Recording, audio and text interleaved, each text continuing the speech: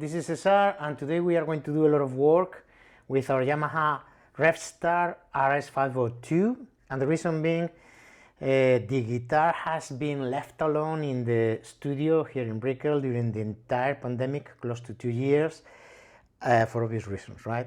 And we got it back a couple of weeks ago, so we are gonna restring it, we are going to do an entire setup, intonation, etc., right? I have already undusted the guitar a little bit. It was really in a terrible condition.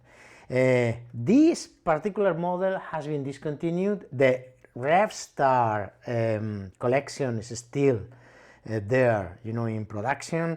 I really recommend you, if you can get your hands in a guitar like this, really get it. Right? I'm not here to sell you anything, you know it. I mean, those are my guitars, end of the story. I will never try to sell you anything in this channel. This is one of the reasons why I don't have 150,000 subscribers, right? But in any case, particularly speaking, this one, the RS502, is a very simple guitar. It's 2 P90s, tone volume, and I call it the bleed switch, right? Which basically cuts the low frequencies, and it's a great playing guitar. One of my best playing guitars. This is especially dedicated to the ones who have always criticized me because I only have super high-end guitars, right? This is a really affordable guitar. I paid for it around 400. Well, I paid my wife because it was a gift for my birthday several years ago. And it was around the $550. A better player than some of my Gibsons, for example, right? By the way, I really enjoy Yamaha guitars. In general, their products are really super high level. I have the 1820, the one that Santana played, and that guitar has a special meaning to me, personal kind of significance to me, right? There are videos in my channel with it, a lot of them. And I have the 2 silent guitars too that are Yamaha. So Yamaha makes fantastic instruments, and some of them are really affordable. So sit tight because it's going to be a long video. But before we start working on the guitar, someone wants to say hello. This is for the ones who have asked about Bender. Bender is here, the good old Bender, right? 8 years and a half, close to 8.5 years old, doing better than ever. What can I say? I love this dog to pieces, right? And well, I mean, remember, we got Bender when we were living in China, so he has had a lot of plane travel in his life, right? And he's here, yeah? As good as always, as fantastic as always, as happy as always, and really bringing joy every single day, right? So hello to everybody in YouTube, and thank you for asking. After Bender's impromptu, let's get started. As always, we're gonna cut the strings. So for the weak-hearted people who always criticize me because I'm cutting the strings, this is especially dedicated to you. Could I lower the tension? Yes, I do that always in acoustic guitars, in classical guitars, and in hollow body guitars, but never in solid body guitars, right? And when I do it in acoustic guitars, it's not that much because of the neck, it is because of the bridge, actually, right? So I don't care what you say, I don't care what you think about it, this is never gonna hurt your solid body electric guitar. And if you listen to a different advice, it's your problem. Well, so we got rid of the strings, and now what we are going to do is we are gonna polish the frets because they are really absolutely kind of sticky, and well, it's really, well, anyway, I'm gonna use my fret guard, and the fret guard is taped, right? Both sides with masking tape, so it won't hurt the fingerboard, because these cheap fret guards sometimes are rough here, you know, on the metal. And I'm gonna use the erasers that I got from Crimson Guitars many years ago. I was living in England, actually. I'm gonna start with the 600 and we will go up to 1200. Okay, so I'm gonna spare you from the entire polishing of the frets. Are really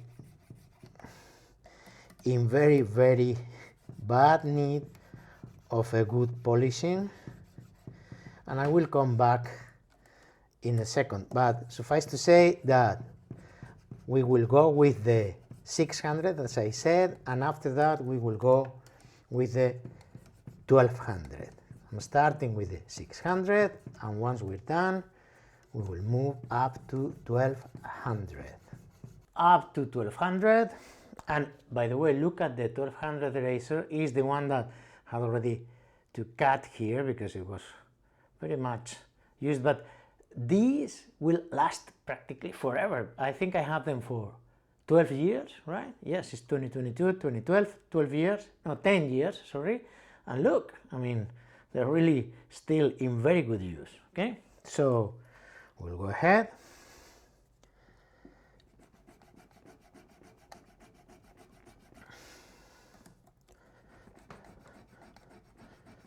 They are even changing the color, the frets.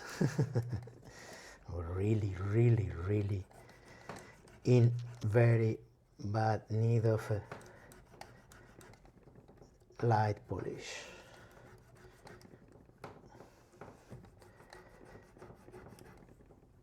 Yes, guys, I mean, there's been a lot of changes in the household, right?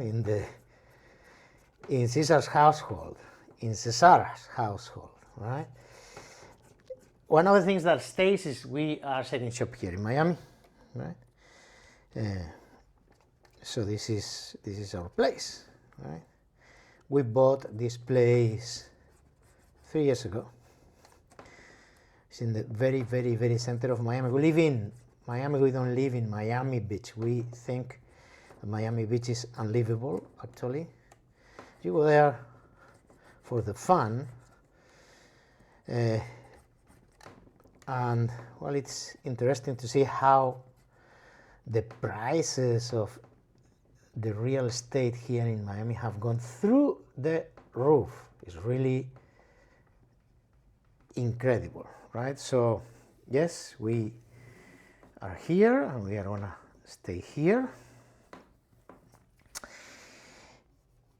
and the frets are already clean. Now we are gonna clean the fretboard, we are gonna oil the fretboard. I used to apply F1 oil from Music Nomad, but I ran out of it. I'm gonna use this fingerboard remedy from Fender that I got in Japan also many years ago, right? Again, nobody sponsors my videos, okay? So simply the products that I use and that I think are good. And I really like Music Nomad, actually, right? I'm using it. I'm using their products for many years, right? But I am in a mission of not spending a single US dollar in Sweetwater. So probably I will have to go, take my car and go to the Guitar Center here in Miami, which is not my favorite place either, right? But I'm not going to spend any single US dollar in Sweetwater until I decide to take them out of the fridge, right? Darius, my rep, you know it, I have emailed you, and I have been true to my word, because in more than 7 months I have spent 0 with you. Look at your records, right? If you want to know why, I'm going to put a link here so you can have fun watching the video. I'm going to use this again, the Fender fingerboard remedy that I got in Japan, in one of my visits to Japan, with my very good friend Chong. Yeah, how insensitive, and this is for Sweetwater, can you be to your customer's voice and to your customer's requests, especially when your customer does not have 1 million subscribers, 500,000 subscribers, 250,000 subscribers, when your customer is a small 24,000 subscribers like I am, Look at this. You are totally tone deaf. And I'm not going to admit that, right? Thank God I'm not in need of you sending me stuff or you sending me anything, right? And as this is a free country, thank God, this is one of the reasons why we have decided to stay here, right? And there's freedom for us to choose where we are going to spend our dollars. This is what I'm going to do. And I'm really very much pissed off because, listen, a misunderstanding can happen. But when you're totally tone deaf, when you're totally insensitive towards your customer, and when you treat your customers very differently, depending on how many subscribers do they have in YouTube, that's when you trigger my reaction. So keep on sending nice guitars to those guys, right? Which is fine because you need to sell. You need to sell. But with me, you're done. Okay? Now, this already looks very good, actually. So let me show you a closer shot. Now let's take a look at those frets and the fretboard. Very good. Well, so off camera we have cleaned the body and the headstock with this product. I always use Guitar Detailer from Music Nomad. Again, not a sponsor of the channel at all, but simply I really like this product. And you can use this product with whatever the finish your guitar has, and it is not aggressive, and honestly I really like it, right? And now we are gonna open here the truss rod cavity,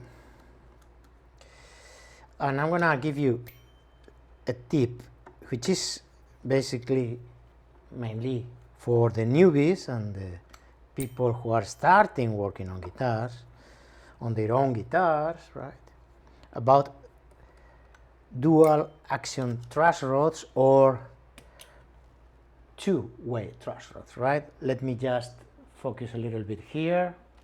Now, dual action truss rods versus single action truss rods, right? Normal truss rods versus two-way truss rods. They are called also two-way, the dual action truss rods. The difference, basically, I'm going to the bottom line of it, is in a dual action truss rod, you can add bow to your neck. So you can add relief to your neck, okay? If your neck has a back bow, sometimes if the back bow is, I would say, too much, right? You cannot get the relief that you need. And with a dual action truss rod, you can add additional relief to the neck. So additional bow, right, to the neck. How can you know if your guitar has a dual action truss rod or a single action truss rod? Well, other than Gibsons usually have a normal truss rod, a very old one actually, right, etc. There is a very simple way of doing that. First of all, you gotta release totally the truss rod. So you are gonna turn your truss rod to the left until you feel that it does disengage. Now, see, it has disengaged. And if you turn it a little bit to the left from the point of disengage, and you see that it engages again, so that is relatively hard again to turn, it is a dual action truss rod and you are adding bow to your neck. Okay, so let's go again to the original position. It was having a bit of tension. We are going to release totally the tension. See, it has disengaged. You can feel it. And now, if I turn to the left again, it engages again. So it's adding bow, it's adding curvature to the neck, relief to the neck. You can add more relief to your neck with a dual action truss rod. In my opinion, all guitars should have dual action truss rods. I cannot understand how some manufacturers keep on putting one-way truss rods in all their models. Even the Gibsons, the Gibsons that are manufactured in China have dual action truss rod for the most part, okay? So we are releasing totally the truss rod in the guitar now, and we are going to start working on it. But first, let me show you something that is very particular of this guitar, and is the bridge. Well, now, the bridge, and why I'm saying that this is a very particular bridge, because it is, right? There's a lot going on in this bridge. You have the saddles adjustable in height and in length for intonation, additional intonation adjustment here at the sides of the bridge if you need a little bit more of room. But the problem that I'm having, the situation I'm facing with this bridge is that the screws here for the intonation are extremely close to the strings once the strings are placed in the bridge. This is a wrap around bridge by design, so the string wraps around the bridge, and you will see later that they are really very close to the intonation screws, especially in the thicker strings, right? Nevertheless, I think it is a pretty solid bridge, heavy and solid, right? So that's the bridge. And now we are on a string guitar, and I'm going to spare you from the process because there are millions of videos in YouTube on how to string an electric guitar. Some of them got it totally wrong, by the way, but anyway. Suffice to say that some people are having tuning stability issues, not because the tuners are crap, right? Basically because they have not installed the strings correctly. If you install your strings correctly and the guitar is correctly set up, probably you are going to have a stable tuning, okay? So I will come back once the strings are in the guitar. Now we have the strings back in the guitar, right? There's a viewer who has asked me about the strings that I use, etc. I will record a video about that. Capo at the first fret, so you may not see it in the camera, but the capo is at the first fret because now we are going to measure the relief, and we are going to adjust the truss rod if needed, which I think we will have to because I released totally the truss rod to show you the difference between one-way truss rods and two-way truss rods, right? One thing that has happened is that there was a rattling here at the headstock when I was plucking the strings. So with a small wrench like this one, then I went tuner by tuner, tightening the tuning pegs, right? But hey, you don't need to over tighten it, okay? You don't need to over tighten them, just nice and snug, okay? Good. So capo at the first fret again, and then we are going to measure the relief. What is the relief that I use in my necks? Between 8 and 10 thousandths of an inch. My feeler gauges are in millimeters, so it's between 0.2 and 0.25 millimeters, okay? So we're going to start here. We press the fret where the neck meets the body, and we measure the relief at the 7th and 9th fret. And as expected,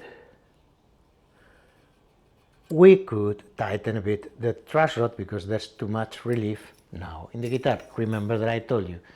So what we do is we take our wrench, we put it there, and then we turn it to the right in order to tighten a bit the truss rod, okay? Capo again at the first fret, and then we go and we measure the relief, as I said, between 8 and 10 thousandths of an inch. And this, even we can tighten it a little bit more. just a touch, right? So that is what we are gonna do.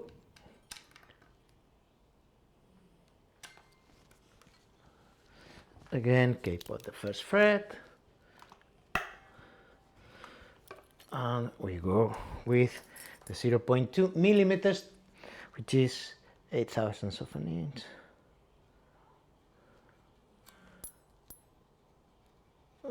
Even a little bit more. Just a touch.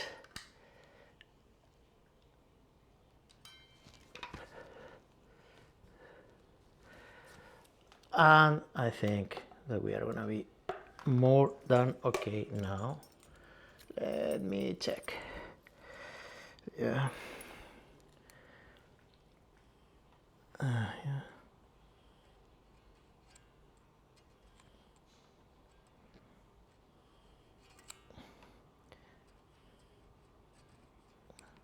That is the one.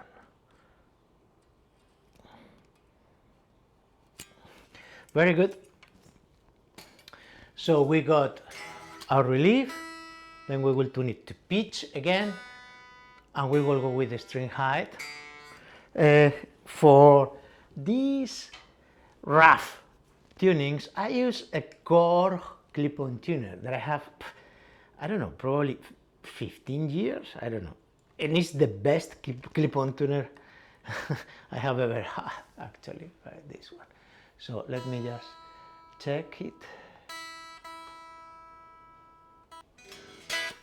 Okay, and we are gonna do string height now.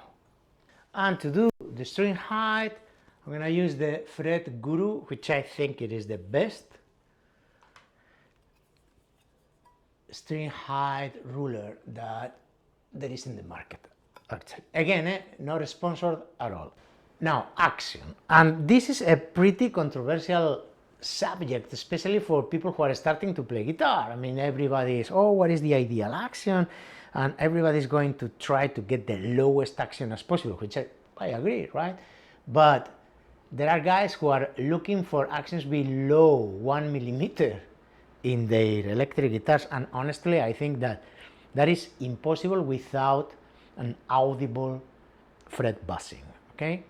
My preference is a little bit below 1/16 of an inch, right? Which basically is 1.5 millimeters. So my guitars are 1.3, 1.5, depending on the characteristics of the guitar. There are guitars that will allow you to go even a little bit lower, 1.3. There are guitars where going below 1.5 millimeters is going to be impossible. So again, with perceptible fret buzz, I mean fret buzz that goes through the amp. So now in this one we have 1.5 at the 6th, 1.5 at the 5th, a little bit below at the 4th, 1.5 at the 3rd, a little bit below at the 2nd, and a little bit below at the 1st string. So I'm gonna take the 2nd and 1st string a little bit up, and I'm using always the same action all across my six strings. And I know there are people who have different action on the thicker strings than on the thinner strings, okay? And I understand what they say, but to me, having the same action all across the 6 strings is going to guarantee that you're respecting the neck radius, and this is what I do. And again, I'm here to tell you what I do. I'm not here to teach you how to do anything, and I'm here to tell you what it works, what does work for me, and what has been working for many years that I've been playing the guitar professionally, right? So now we are going to check if with this string height that we really like, and I consider it's relatively low action, 1.5 millimeters across the entire fretboard. we have a perceptible fret buzz. And we don't, and we can perfectly bend the strings and they don't choke. So we are gonna call it good here, and now we are gonna go to the intonation, and then we will finish the setup. Well, now the intonation, which is the part of the setup that I hate the most, okay? Anyway, so I'm taking the shot at natural light so you can see better the strobe, right, on the Kemper. I really enjoy the tuner of the Kemper. By the way, the Helix has improved massively the tuner. The first version was really terrible, the second was better.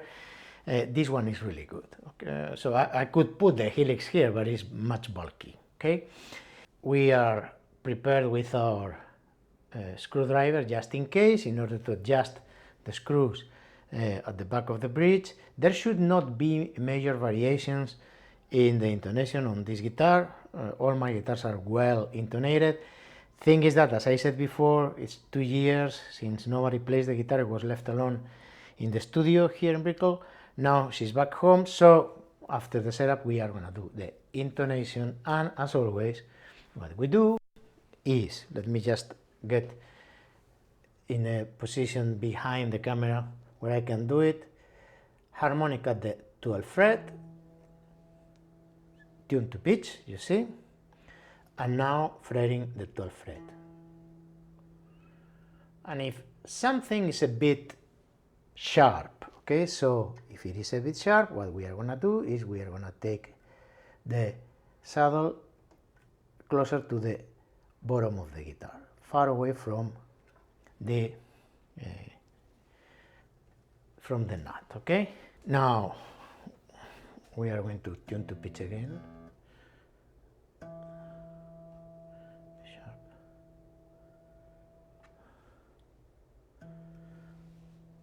Bit sharp. Okay. Bit flat now. It is very sensitive, right? Now it's good. Now fretting at the 12th fret, and we can call it good, honestly.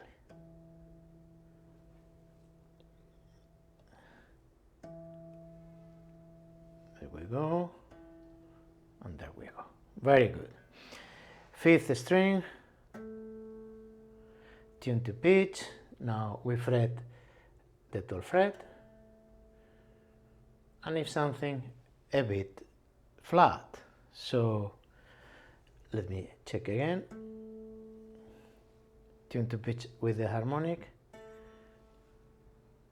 Yeah, it's almost there, but anyway, we are gonna give it a little bit of a touch, taking the saddle closer to the nut because it was a little bit flat, okay? So that's what we do. There we go. That should be more than enough. Let's check. Harmonic at the 12th fret.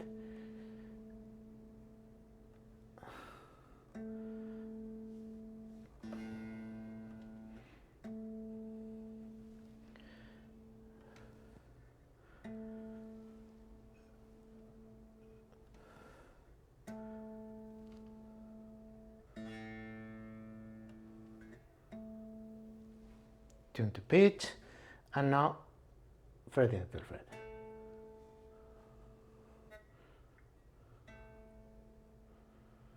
Still a bit flat, so a little bit more. Okay, good.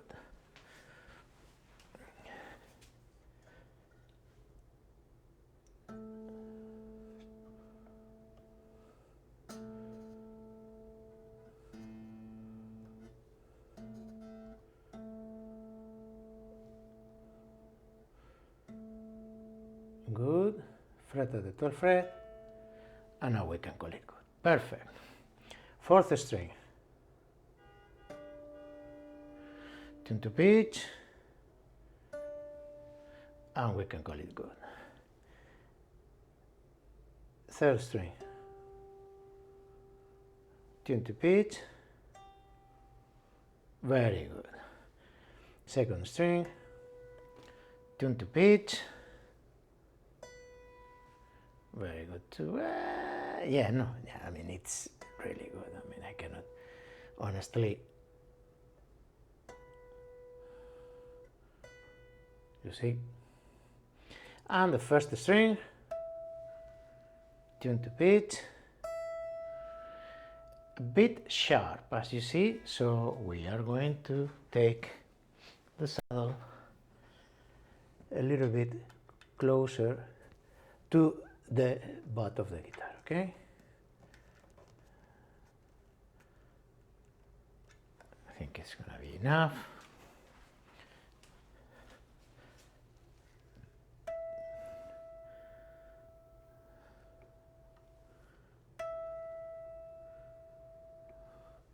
Harmonica at the fret.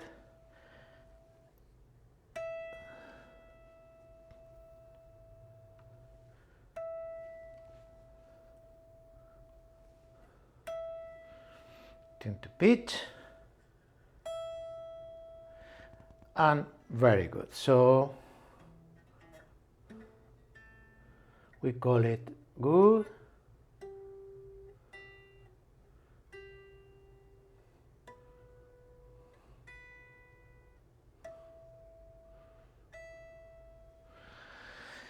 And the guitar is intonated, as you see. There were not major variations. So the pickup height, I'm not gonna do the pickup height here, which would be the last part, right? Because it is really a very personal thing too. I mean, I really prefer to have the pickups relatively far away from the strings than very close to the strings, right? You follow the manufacturer specs, and with the manufacturer specs are always a good, I would say, ballpark for you. You need to listen to what you hear. You need to listen if there are overtones that you don't like. Suffice to say that in this guitar, the pickup height gets adjusted here with those screws that you see here. Okay, that are between the screws, the poles, right? Because these are like P90s, P90 likes. So you get them closer or far away from the strings with these two screws. Again, for doing the pickup height, my recommendation is that you listen to your guitar, and if there are, first, big differences in volume from the neck pickup to the bridge pickup in this guitar, and if there are three pickups, if there are big differences in volume between any of the pickups, that's what you will need to adjust. And also if you hear overtones that you won't like to hear. I hope you have enjoyed the video. She's back home, we'll play it and we will record with it. See you very soon in my next ones, and up to that moment, play your guitars, have fun, and be good. Bye.